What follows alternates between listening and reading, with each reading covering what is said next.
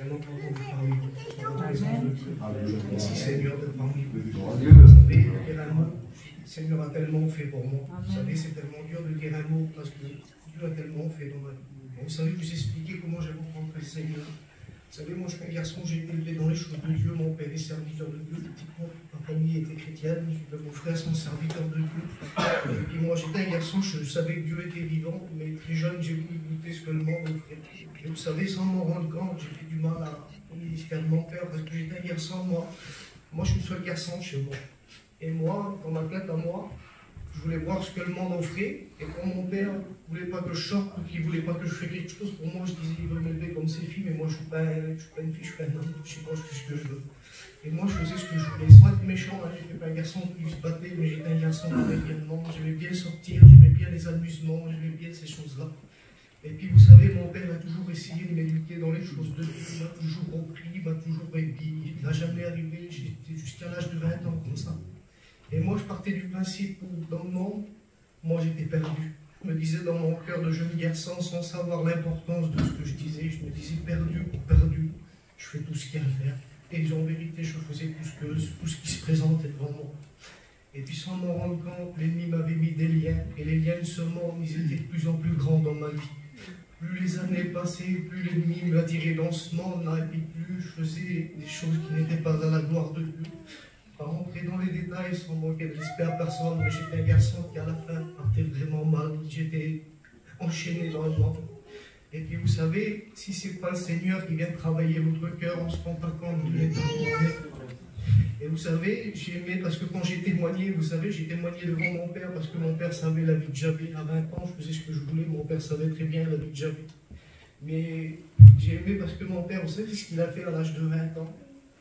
À l'âge de 20 ans, il a regardé, il ne pouvait plus me crier dessus, il ne pouvait plus me corriger comme un enfant, j'étais un homme, j'étais un jeune garçon.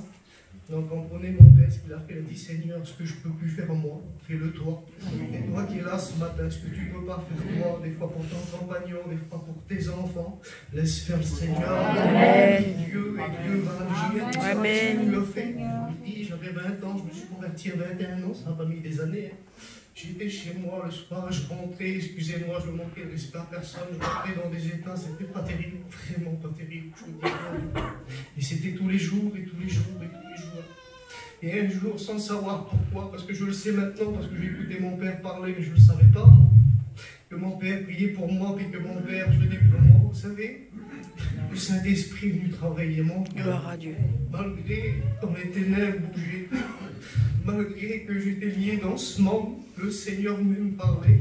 Le soir, dans mon lit, j'étais couché, Dieu me disait pour mon cœur, on n'a pas marre, Manuel. Tu vas continuer comme ça longtemps. Tu te rends pas compte de comment tu deviens. J'étais un garçon, excusez-moi, je le dis, j'étais rendu à prendre de la cocaïne, de l'héroïne. Il me disait, tu te rends pas compte comment tu deviens. Et je disais, c'est vrai, je ne peux plus continuer comme ça. Mais ces liens, ils étaient tellement forts, c'était tellement dur, j'avais essayé tellement de fois, que je disais pour moi, Seigneur, c'est plus possible. Ces liens-là, tu ne peux pas les enlever. Et puis ça s'est passé quelques temps comme ça. Puis mon père partait en mission, et puis là, chez moi, je connaissais tout le monde. Je dis, les gens vont me regarder de travers, vont me dire, qu'est-ce qu'il fait là, lui? Alors je n'y vais pas, Seigneur. Et ça a duré pendant un mois, je ne dormais plus des nuits. Le Seigneur travaillait mon cœur, je ne dormais plus des nuits. À la fin, j'ai dit, Seigneur, si tu me laisses dormir, cet été, j'irai à la Réunion. Mais je dis, là, je ne peux pas. Mais j'ai dit ça comme ça, et puis ça s'est passé. Et un mois ou deux sont passés, on est parti aux missions. Pour ça, j'encourage, Seigneur, continuer à prier le Seigneur. Vous savez, peu importe la situation, la prière du juste, ça fait nous voir le bras de Dieu. Et vous savez, quand j'étais en mission, il y a un chrétien qui est passé, c'est mon neveu maintenant, on est marié avec Manuel, il est passé, puis il me dit, tu fais quoi, Manuel? Tu viens pas avec nous à la Réunion? Et là, le Saint-Esprit a rappelé ce que j'avais dit à Dieu. Et j'ai dit, vas-y, je ferai que toi. Et je me suis mis dans le fond, là, et j'ai entendu, j'écoutais la Réunion, et puis forcément, il y a eu un combat qui s'est passé dans moi, vous savez, j'avais une petite voix qui me disait, t'as rien à faire ici. De toute façon, toi, c'est pas pour toi les choses de Dieu, tu ne pourras jamais t'en sortir. Mais j'avais pensé à ce que j'avais dit à Dieu. Et vous savez, ça a été dur pour moi. J'ai fait une réunion, 2 réunions, mais j'étais pas sincère, mon cœur n'était pas disposé, je demandais, mais je demandais mal. Et un jour, j'étais sur ma chaise, là, j'étais assis.